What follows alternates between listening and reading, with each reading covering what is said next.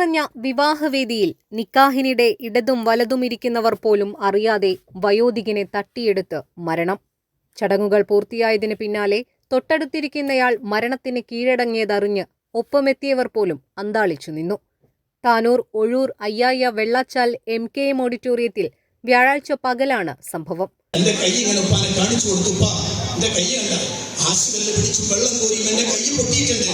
അതുകൊണ്ട് സാധിവുകളിൽ ഒരാളെ എനിക്കൊന്ന് വിട്ടുതരുമോ വീട്ടിലെ സേവനത്തിന്? അല്ലാഹ് റസൂൽ പറഞ്ഞു, മോളെ വീട്ടിൽ പോയിട്ട് വൈകുന്നേരം ഉപ്പ അങ്ങോട്ട് വരാം. അന്ന് വൈകുന്നേരം തന്റെ പ്രിയപ്പെട്ട മകളും മരുമകനും കിടക്കുന്നിടത്തേക്ക് അല്ലാഹ് റസൂൽ കയറി ചെന്നു. അവർക്കിടയിലാട്ടിയിരുന്നു. എന്നിട്ട് പൊട്ടിയ പൊന്നുമോളെ കൈ ഇങ്ങനെ എടുത്ത് ആ കൈയിലെടുത്ത് തലോടി. എന്നിട്ട് അല്ലാഹ് റസൂൽ പറഞ്ഞു, മോളെ ഉപ്പയോട് രാവിലെ മോളൊരു കാര്യം ചോദിച്ചില്ലേ, അതിനേക്കാളും ഹൈറായ ഉപ്പ പറഞ്ഞു തരട്ടെ. കിടക്കാൻ നേരത്ത് സുബ്ഹാനല്ലാഹ് 33, അൽഹംദുലില്ലാഹ് 33, അല്ലാഹു അക്ബർ 34. ഇത് പറഞ്ഞ് എന്റെ പൊന്നുമോൾ ഉറങ്ങിപ്പോ മോളെ. അതാണ് മോളെ ഉപ്പയോട് ചോദിച്ചതിനേക്കാളും ഹൈറാണെന്ന് പറഞ്ഞ് ഇറങ്ങിപ്പോകുന്ന പ്രവാചകൻ അലിയെ കുറ്റപ്പെടുത്തിയില്ല, ശകാരിച്ചില്ല. ഇറങ്ങിപ്പോകുന്ന പ്രവാചകനെ കണ്ണുനീരോട് നോക്കി നിന്നു ഫാത്തിമ ബീവി. അല്ലാഹു റസൂൽ പഠിപ്പിച്ചൊരു വലിയ ആശയം എന്തായിരുന്നറിയോ? മോളെ, ജീവിതത്തിൽ കുടുംബത്തിൽ ഉണ്ടാകുന്ന ചങ്ങരംകുളം പള്ളിക്കര സ്വദേശി കറുപ്പൻ വീട്ടിൽ മൂസ എന്ന 78-കാരനെയാണ് നാട്ടുകാരുടെ ഇടയിൽ നിന്നും അവരാരും അറിയാതെ മരണം തട്ടിയെടുത്തത്. അയൽവാസിയുടെ മകന്റെ നിക്കാഹിൽ പങ്കെടുക്കാൻ വെള്ളാച്ചാലിലെ ഓഡിറ്റോറിയത്തിലെത്തിയതായിരുന്നു മൂസ.